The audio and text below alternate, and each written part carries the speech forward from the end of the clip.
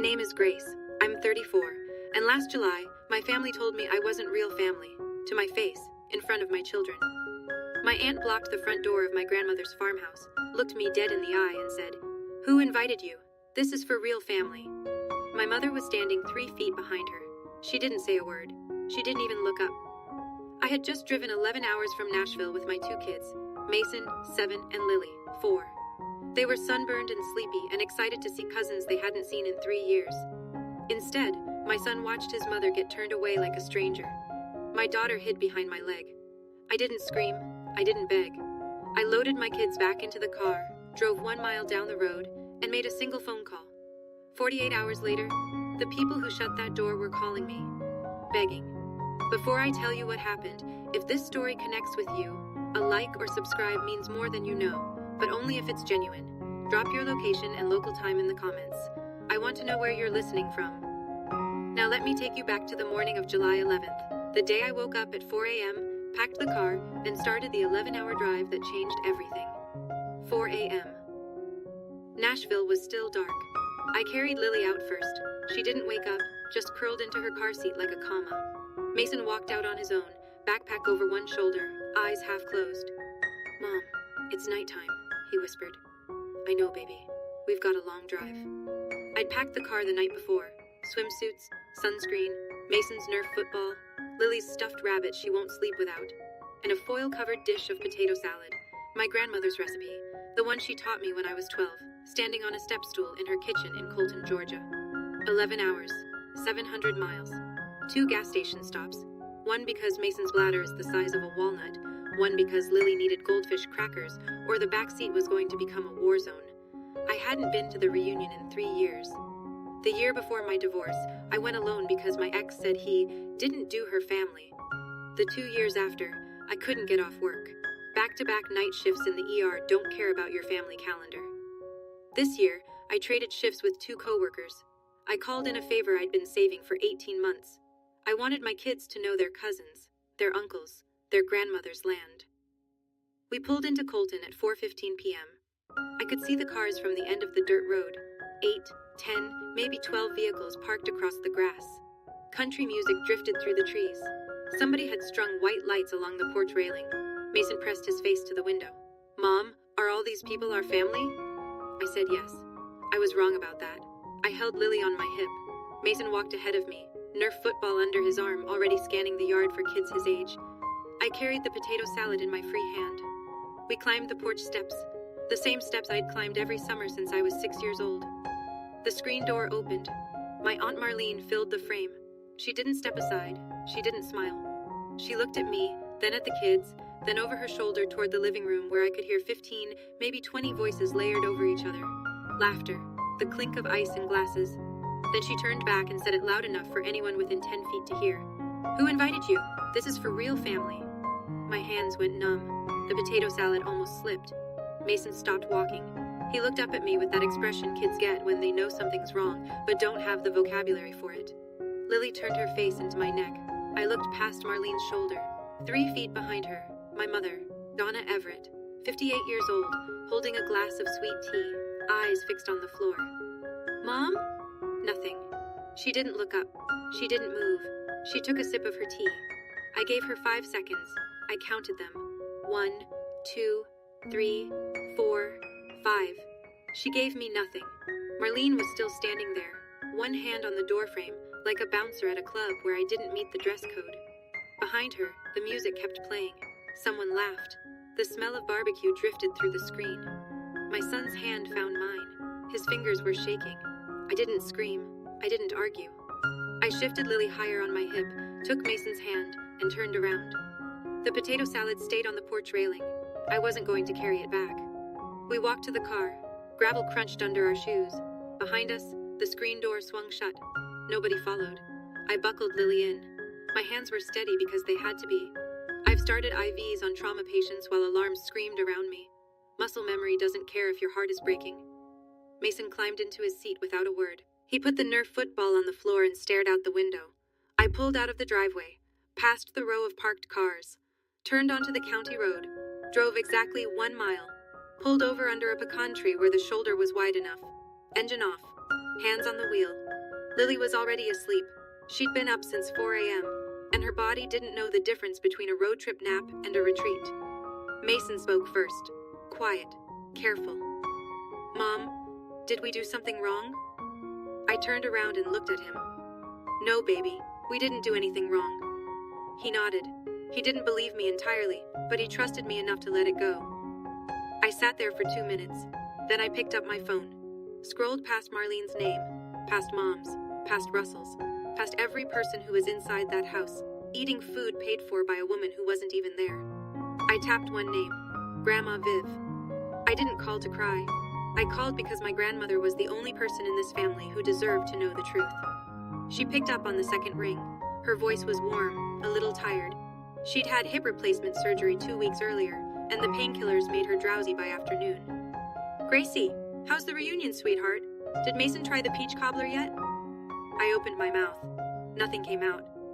I sat there on the shoulder of a county road, my daughter sleeping behind me, my son staring at his shoes, and I could not find a single word. Grace, you there? I'm here, Grandma. What's wrong? You sound off. I told her, plainly. No tears, no embellishment. Just the facts the way I'd chart a patient history. We arrived at 4:15. Marlene opened the door. Marlene said, "This is for real, family." Mason heard it. Lily was in my arms. Mom was standing right there. Mom said nothing. Silence. A long one. I could hear the clock on Grandma Vivien's wall, the old regulator she's had since before I was born. Marlene said that. It wasn't a question. In front of the babies. Yes, ma'am.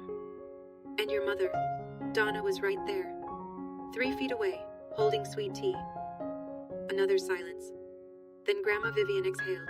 Slow, controlled, the way she breathes when she's making a decision, not processing a feeling. Listen to me. You drive those babies to the Comfort Inn on Route 9. Check in. I'll call you back in 2 hours. Don't answer any other calls tonight. You hear me? Yes, ma'am. And Grace? Yeah? You did nothing wrong. Don't you carry that for 1 second. She hung up. I sat there under that pecan tree and recognized that tone.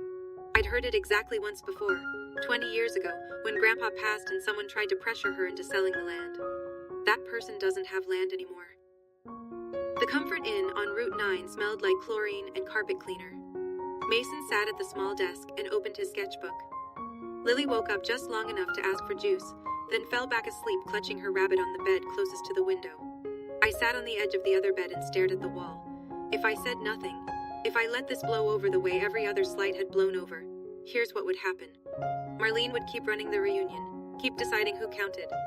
My kids would grow up hearing the word family and wondering why it didn't include them. And my mother would keep choosing the path of least resistance, which always meant choosing Marlene. But there was something else, something I hadn't thought about in years. The Pruitt Family Trust. Grandma Vivien set it up after Grandpa died. Used the money from selling 80 acres of farmland to a developer. Every beneficiary received an annual disbursement. I'd been listed since I was 22, but I'd never handled the money myself.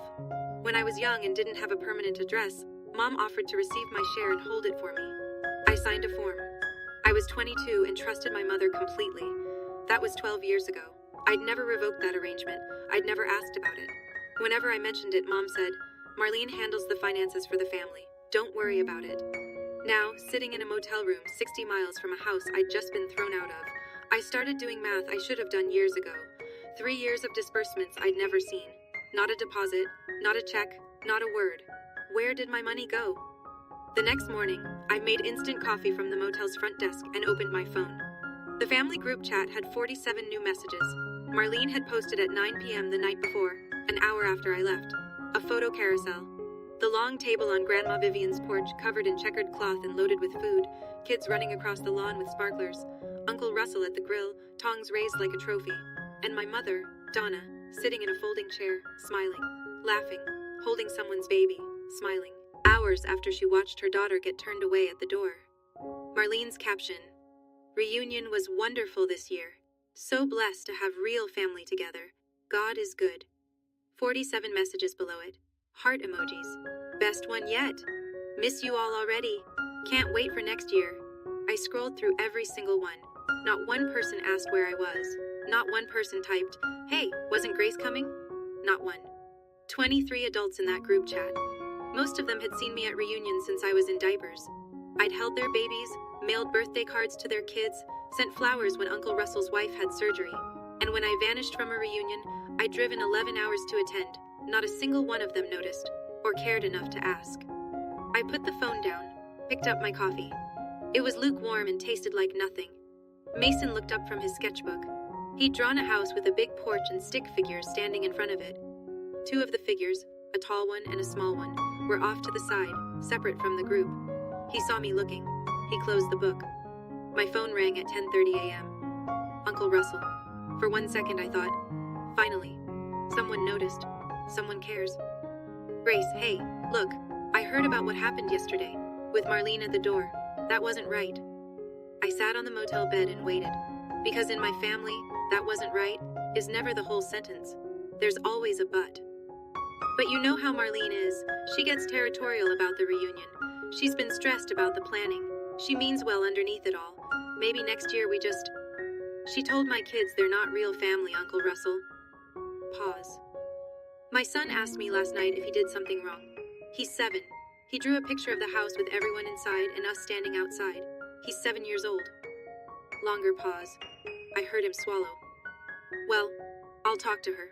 Smooth things over. There it was. The family script. Someone behaves terribly. Someone else says, I'll talk to them. Nobody actually talks. Nothing changes.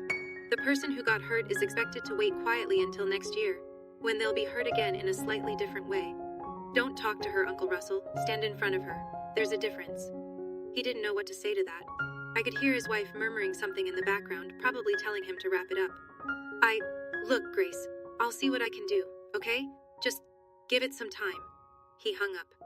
And I understood something clearly for the first time. Russell was the best of them, the kindest, the most decent, and even the best of them chose, I'll see what I can do, over I'm standing with you. I couldn't wait for anyone to save this. That afternoon, while Lily napped and Mason watched cartoons with the volume low, I called Grandma Vivien back. She answered immediately. I've been waiting for you to call. Grandma, I need to ask you something about the trust. Go ahead. Am I still listed as a beneficiary? Of course you are, sweetheart. You, your mama, Marlene, Russell, and 6 others. Why? The disbursement, the annual one. How much is it per person? $4,200. Every July. Douglas Hollis handles it. Has for 15 years. I closed my eyes. $4,200 a year. 3 years since I'd moved to Nashville. That was $12,600 I had never seen. Grandma, I haven't received a cent in 3 years. The silence that followed was different from any silence I'd heard from her before. It wasn't confused. It wasn't sad. It was the silence of a woman who has just been told someone stole from her table. Say that again. 3 years, nothing. Not a deposit, not a check, not a phone call about it. Mom said Marlene was handling the family finances and not to worry.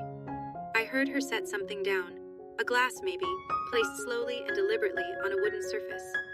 Douglas Hollis is going to get a phone call from me in the next 10 minutes. Grandma, Grace, you let me handle this part. You take care of those babies. I'll take care of the rest. She hung up. No goodbye, no pleasantries.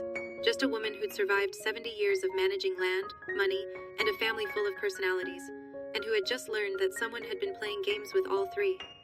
I sat there holding the phone, and for the first time in 2 days, I wasn't just hurt. I was paying attention. Okay, I need to pause here for a second. If you're still with me, if you've ever found out someone in your family was keeping something from you, something that was rightfully yours, drop the word truth in the comments. I want to see how many of us have been through this. And if this story is hitting close to home, share it with someone who needs to hear it right now. Alright, back to what happened next. Because Grandma Vivien was just getting started. I didn't hear from Grandma Vivien for the rest of that day. She told me not to answer other calls and I didn't. But I could feel something moving, the way you feel a storm coming before the sky changes. Here's what I learned later. Douglas Hollis had been the Pruitt family attorney for 15 years. He managed the trust, prepared the annual disbursements, and kept the books clean. When Grandma Vivien called him that evening, he pulled the records within the hour. The disbursements had been sent every July, just as Grandma Vivien instructed. But here's the thing. My share and my mother's share were deposited into the same account. Donna's checking account. That arrangement dated back to a form I'd signed when I was 22, authorizing my mother to receive funds on my behalf. I'd never revoked it. I'd never even asked for a copy. For the first 9 years, I was told the money was being saved for me. Then I got married, then divorced, then buried in work and single parenting, and I stopped asking. My mother said Marlene handled it. Marlene said nothing to me at all. Hollis traced the deposits. Donna's account received both shares every year, but the money moved fast, withdrawn or transferred within days of arriving. Where it went after that, he couldn't say from the trust records alone. But the pattern was clear. It went in, and it came out, and none of it reached me. Grandma Vivien listened to all of this. Then she gave Hollis 2 instructions. First, prepare a notice freezing all disbursements from the Pruitt Family Trust, effective immediately. Second, draft an amendment to her will, removing Marlene Pruitt and Donna Everett as beneficiaries. She told him she wanted both documents ready by morning. My phone buzzed at 11 p.m., a text from a number I almost didn't recognize. Tammy, Marlene's daughter, 28 years old. We'd been close as kids, drifted apart when her mother started running things. I'm sorry about yesterday. That was wrong. I wanted to say something, but I didn't. I'm sorry. I typed back. But you didn't. 3 dots appeared, disappeared, appeared again. I know. I should have. Can I call you?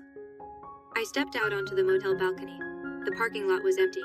Georgia heat still clinging to the concrete at 11 at night. Tammy spoke quietly. I could hear a door closing.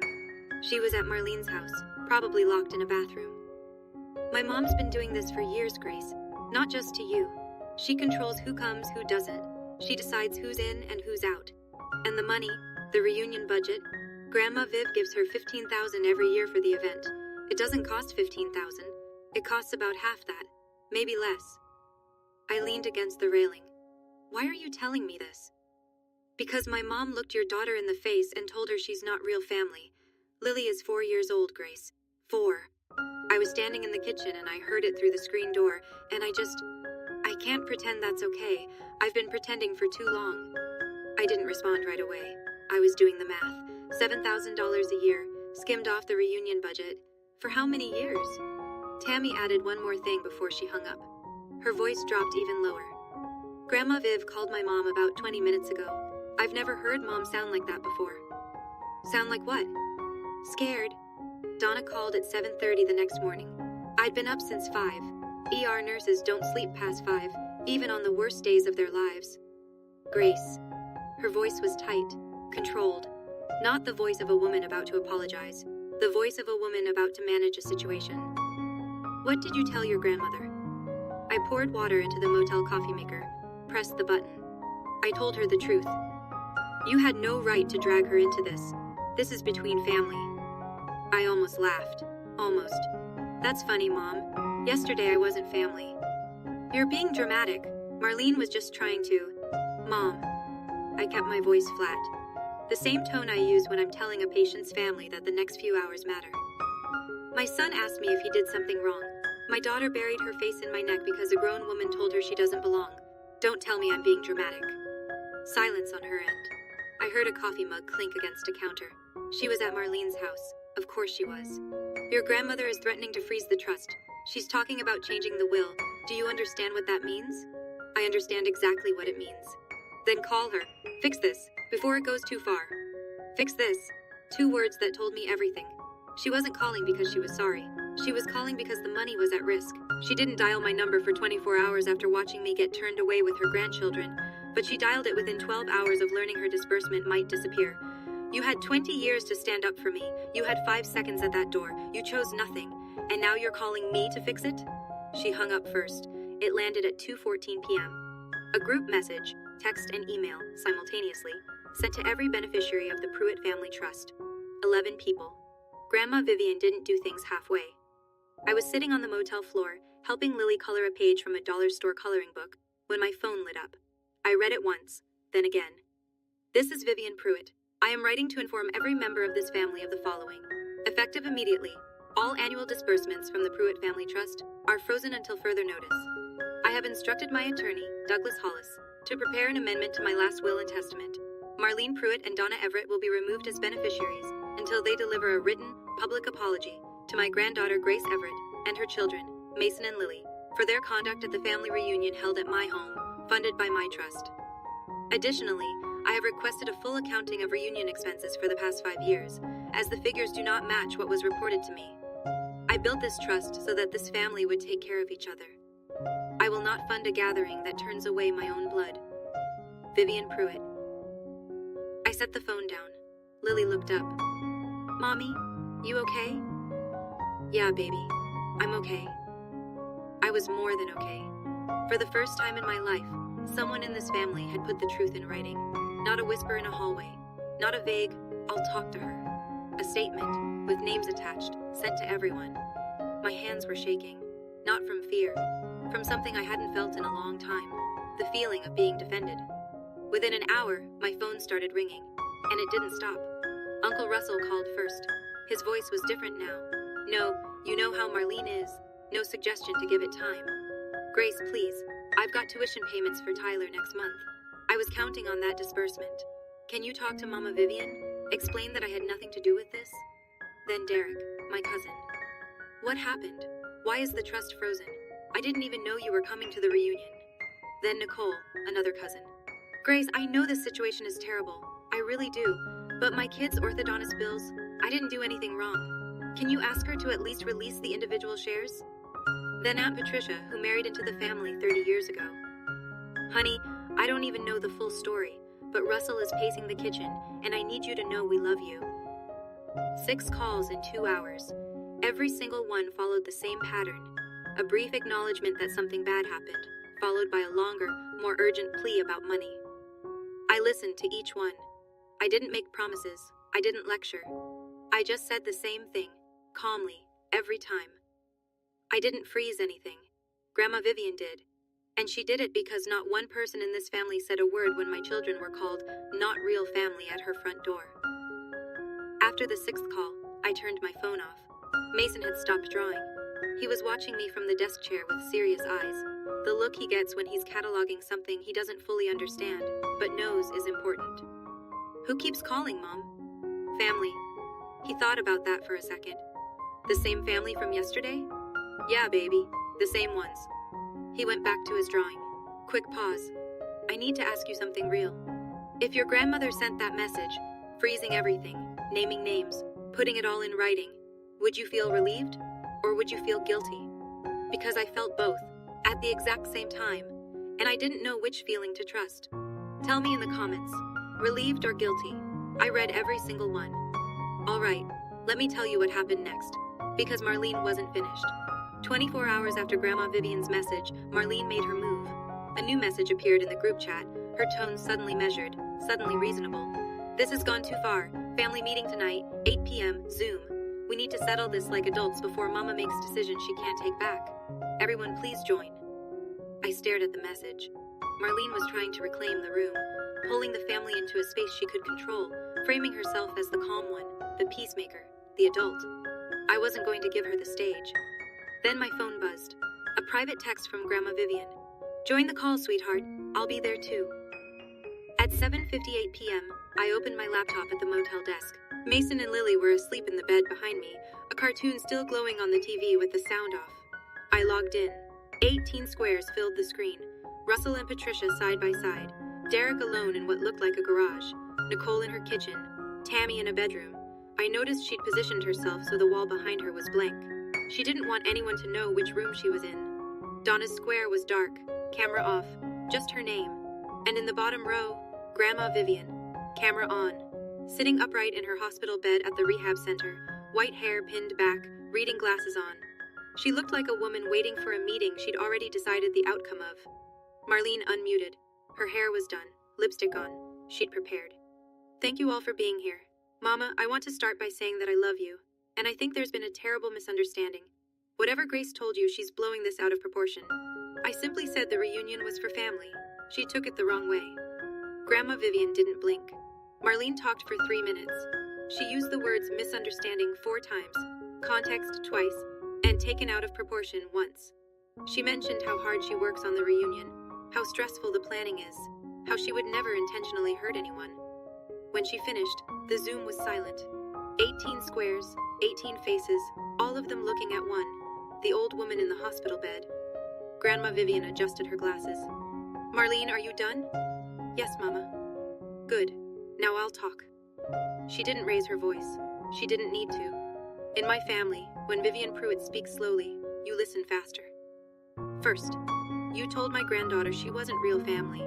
You said it at my front door, at my house, at a reunion I pay for, in front of my great-grandchildren. A 7-year-old boy and a 4-year-old girl heard you say those words. Marlene opened her mouth. Vivien held up one finger. Marlene closed it. Second, I called Douglas Hollis yesterday. Grace's disbursement, $4,200 a year, has been deposited into Donna's account for the past 3 years. Grace never received a single penny. $12,600 of trust money is unaccounted for. Russell's eyes went wide. Nicole covered her mouth. Derek leaned forward in his chair. Third, the reunion budget I give you each year is $15,000. Douglas reviewed the figures. Actual expenses average closer to $7,500. I want to know where the other $7,500 went, Marlene. Every year, for the last 5 years. 18 squares, not a sound. I could see Russell's wife Patricia gripping his arm off camera. Marlene's face had gone white. Her mouth moved, but nothing came out. And in her dark square, Donna's camera was still off, still hiding. Marlene recovered just enough to speak. Mama, that's not... The expenses, I can explain. There were repairs. The porch railing, the septic issue, I didn't ask you to repair anything. Grandma Vivien's voice was flat as the level. I asked you to host a dinner. Nicole broke in from her kitchen square. Marlene, just answer the question. Where did the money go? I used it for the family's benefit, for Mama's house. You all enjoy that property every summer and nobody else lifts a... Marlene! Grandma Vivien cut through her like a scalpel. I have a handyman. I have a contractor I've used for 30 years. I did not ask you to spend $1 on my house. Now sit down and stop talking. Marlene went silent. Her lips pressed together so hard they disappeared. Grandma Vivien turned her attention to the dark square. Donna, turn your camera on. 3 seconds passed. The square flickered. Donna appeared, eyes red, sitting at what I recognized as Marlene's kitchen table. Donna, did you know Grace wasn't receiving her disbursement? Donna's chin trembled. I thought Marlene was handling it. She said she'd make sure. You thought. Grandma Vivien repeated the word like it tasted wrong. You also thought it was fine to stand at my front door and say nothing while your sister told your daughter and your grandchildren they don't belong. Donna started to cry, quietly. Not the way you cry when you're sorry. The way you cry when you've been caught. I raised you better than this, Donna, and you are letting that silence pass down to your grandchildren. Every face on that call was frozen. Russell staring at his hands. Derek shaking his head slowly. Patricia covering her mouth. I said nothing. I didn't need to. Grandma Vivien let the silence sit for 5 full seconds. Then she straightened in her hospital bed and spoke with the cadence of someone reading terms she'd already written down. Here's what's going to happen. I'm only going to say this once. 1. All disbursements from the Pruitt Family Trust remain frozen until Marlene provides a full, itemized accounting of reunion expenses for the past 5 years. Every receipt, every charge. 2. Grace's share of the disbursement will no longer be routed through Donna's account. Starting immediately, it goes directly to Grace. Douglas Hollis will handle the transfer of 3 years of back disbursements, $12,600. 3. Marlene and Donna are removed from my will until they deliver a written apology to Grace, Mason, and Lily. And read that apology in front of this family. Not a text message, not a phone call. Written and spoken, where everyone can hear it. 4. Next year's reunion will be organized by Russell. Marlene, you are welcome to attend. You are not welcome to run it. Nicole exhaled audibly. Derek nodded, slow and deliberate. Russell looked like a man who'd just been handed a responsibility he didn't want, but understood he couldn't refuse. Marlene's Zoom square went black. She'd logged off. Donna was still on camera, still crying, still sitting at Marlene's table. Grandma Vivien wasn't finished. I am 82 years old. I built that trust so this family would take care of each other, not so one person could decide who belongs and who doesn't. She paused, looked directly into the camera. And I did not survive Raymond Pruitt's death, a recession, and a hip replacement to watch my great-granddaughter hide behind her mother's leg because an adult told her she doesn't count. She ended the call. I closed the laptop. The motel room was quiet. The cartoon on the TV had ended and looped back to a title screen, casting blue light across the bed where my kids slept. Mason had shifted during the call. His arm was draped over Lily's back, protective even in sleep. A habit he'd picked up since the divorce, like he'd appointed himself her second parent without anyone asking. I sat there in the desk chair and put my hands on my knees. I didn't feel victorious. I didn't feel the rush that people imagine when they hear a story like this. I felt something quieter, heavier, like a bone being set back into place. The relief is real, but so is the ache. I'd spent 3 decades trying to earn a seat in my own family, showing up, bringing the right dish, laughing at the right time, pretending not to hear the comments. Grace is strong, she doesn't need help, which was code for Grace is easy to skip. And today, for the first time, someone said, "You were wronged, and there will be consequences." My phone buzzed. Grandma Vivien. "You okay, sweetheart?" "Yeah, Grandma, I'm okay." "I should have been paying closer attention. That's on me." "No, that's on them." She was quiet for a second. Then, "You were always real family, Grace. Every single day. Don't you let anyone convince you otherwise." I thanked her. We said goodnight. I hung up. And then I cried. Not loud. I couldn't wake the kids. Just silent, face in my hands, shoulders shaking against the back of the chair. Not because I was sad, because for the first time in 3 years, I didn't have to explain why I mattered. Someone already knew. 2 days after the Zoom call, Tammy texted me. "Mom wants to talk to you. She won't call herself. She asked me to ask." I was back in Nashville by then. Mason was at summer camp. Lily was at daycare.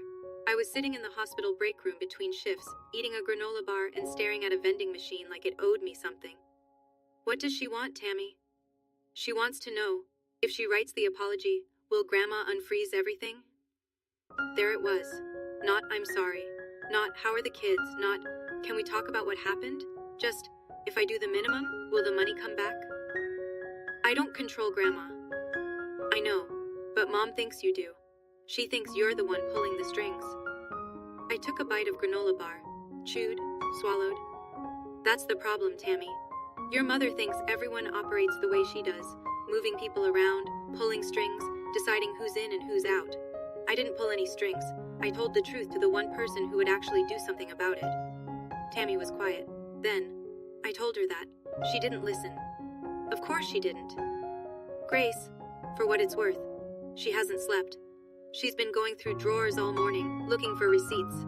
I don't think she's going to find enough. I didn't feel sorry for Marlene. I wanted to. Some part of me wanted to find a way to feel compassion for a woman tearing through her own filing cabinet at 6 a.m. But then I remembered Lily's face, buried in my neck, the weight of her small body as I carried her back to the car. She didn't ask about Mason. She didn't ask about Lily. She asked about the money. That told me everything. 8 days after the Zoom call, an email arrived from my mother. Subject line, "I'm sorry." I opened it at my kitchen table after putting the kids to bed. 4 lines. "Grace, I'm sorry you felt hurt by what happened at the reunion. I should have said something. I hope you understand the position I was in. I hope we can move past this and be a family again." I read it 3 times. Then I set the phone down and poured a glass of water. "I'm sorry you felt hurt. Not, I'm sorry I hurt you. Not, I'm sorry I stood there and let my sister humiliate you. Just, sorry you had feelings about it. I hope you understand the position I was in." Translation. I hope you'll feel sorry for me instead of holding me accountable. Move past this and be a family again. As if the problem was the confrontation, not the years of silence before it. I forwarded the email to Grandma Vivien without comment. The next morning, Vivien replied to Donna directly and CC'd me. "Donna, this is not an apology. This is a request to be forgiven without changing. You did not name what you did. You did not take responsibility. You placed your discomfort above your daughter's pain. Try again." My mother called me that afternoon. She was crying. "What do you want from me, Grace? I said I was sorry." "I want you to say what you did, not what I felt." You stood at that door. You heard what Marlene said to your grandchildren, and you said nothing. That's what I need you to write." She hung up. And for 2 weeks she didn't call back. But when she finally did, everything was different. 3 weeks after the Zoom call, the pieces settled into place. Not neatly, consequences never are, but clearly. Marlene produced a partial accounting of reunion expenses. Partial, because the receipts she gathered covered about 60% of the budget. The other 40%, roughly $37,500 over 5 years, she claimed had gone to general family property maintenance. Douglas Hollis's polite way of putting it in his report to Grandma Vivien. The documentation does not support the stated expenditures. Grandma Vivien's response? Marlene would repay $22,500, a compromise figure, deducted from her future disbursements over 6 years. No police, no lawyers beyond Hollis. A family matter handled within the family, but handled. Marlene wrote the apology. It took her 3 drafts. She read it on a second family Zoom call, her voice stiff, her jaw tight, her eyes looking just above the camera instead of into it. She apologized for the words spoken at the reunion and for any financial discrepancies. Clinical. Careful. It wasn't remorse. It was compliance. Donna wrote a second letter. This one was different. She said, I knew Grace's disbursements weren't reaching her. I let Marlene convince me it was being saved. I didn't ask questions because I didn't want to lose my place in Marlene's house. I chose my comfort over my daughter. And I chose it again when I stood at that door and said nothing. I read it twice. It wasn't perfect, but it was the first honest thing my mother had said to me in a decade. My disbursement arrived direct deposited into my account 2 days later. $12,600. I put it into a savings account for Mason and Lily's education. Donna moved out of Marlene's house by the end of August. October, Nashville in early fall. The trees along my street just starting to turn. Donna called on a Wednesday evening. She sounded different. Smaller, maybe, but steadier. She'd moved into a 1-bedroom apartment 20 minutes from Grandma Vivien's place in Colton. She was working part-time at a garden center. She was, for the first time in 3 years, not sleeping under Marlene's roof. Can I come visit you and the kids? I stood at my kitchen counter and watched Mason through the window. He was in the backyard, kicking a soccer ball against the fence, counting his own rebounds. Yes, but not to pretend nothing happened. I know. She drove up the following Saturday, 7 hours from Colton to Nashville. She arrived in the afternoon, carrying grocery bags. Not a grand gesture, just chicken and potatoes, and the makings of her one good recipe, the roasted chicken she used to make on Sundays when I was small. Mason greeted her politely, a hug that lasted exactly 2 seconds. He's old enough to remember, but young enough to leave the door open. Lily was the one who stopped everything. She stood in the hallway looking up at Donna, head tilted, holding her stuffed rabbit by one ear. Then she said it. Is Grandma nice now? Donna's face crumbled. Not performance crying, not manipulation. The kind of crying that comes from hearing a 4-year-old ask a question that shouldn't need asking. I didn't rush to comfort her. I let her feel it. She needed to. After a minute, she wiped her face and knelt down to Lily's height. I'm trying to be, sweetheart. I'm really trying. That night, after the kids were asleep, I said what I needed to say. We can rebuild this, but I need you to choose me when it's hard, not just when it's convenient. I'm telling you this story because someone out there needs to hear it. Not the revenge part, not the money part, the part where you realize that you're allowed to stop auditioning for people who should already love you. I drove 11 hours so my kids could know their family. I carried a dish I'd made from my grandmother's recipe. I stood on that porch with open hands, and the door was shut in my face by someone who decided I wasn't enough, and by someone who decided her silence was cheaper than her courage. Here's what I learned. Leaving isn't weakness, it's the first boundary. When you pick up your children and walk away from a place that won't make room for you, that's not running. That's choosing them over a seat that was never offered. Telling the truth isn't manipulation. I didn't scheme, I didn't plot. I called my grandmother and told her what happened. What other people did with that truth was their responsibility, not mine.